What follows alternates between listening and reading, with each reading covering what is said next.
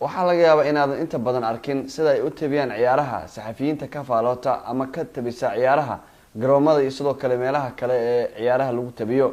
laakiin waxaan idin hayaa tabin cajaa'ib ah oo noqotay tabintii ugu macquulka saneed ugu qaraxada badneed ee Soomaaliya laga daawado uu sameeyay jilaaga caanka ee lagu magacaabo JK oo marna dad ka qosolsiya marna turjuma filmaanta afka Hindiga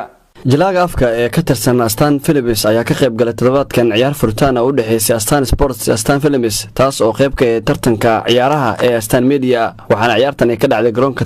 Stadium Jackie ayaa qaatay tabinta ciyaarta inuu markaas codeeyo waxaana uu tabiyay qaab cajiib ah oo aysan wali u tabin qaar kamid ah wariyaasha sportska ee Soomaalida oo qaarkood ka howlgala Astaan Sports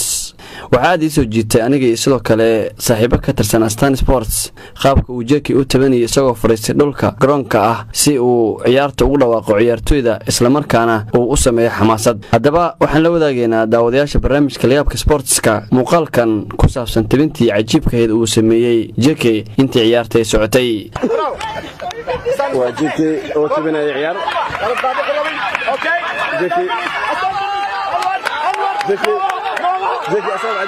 جيكي أسامة عجيبة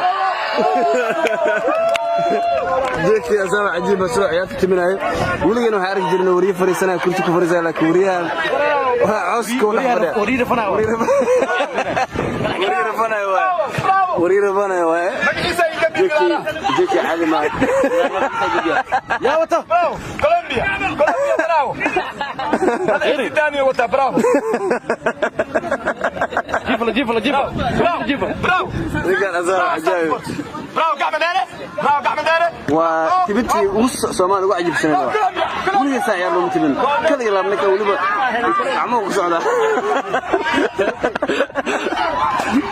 inkastoo laga adkaaday ciyaarta kooxda ku ciyaaraysa magaca Astaan Films oo taageero weyn u ahaa isla markaana uu ka tirsan yahay JK oo ah laacibka afka haddana ciyaarta waxay guusha raacday kooxda Astaan Sports sidaas ayuu JK ku joojiyay tabintii socotay maadaama kooxdiisa laga dhaliyay wax ka badan ilaa 4 gool tan waxay noqonaysaa dhacdooyinka layaabka ee naadirka ka dhaca Soomaaliya iyadoo JK uu ka mid yahay jilayaasha afka ee aktarinta ee turjuma filmaanta Hindiga ee loo bedelo luqadda hooye waxaana uu ahaa jilaa markaasi arimahan ka shaqeynayay muddo dheer isagoo hata kamid ah jilayaasha afka ee Astaan Films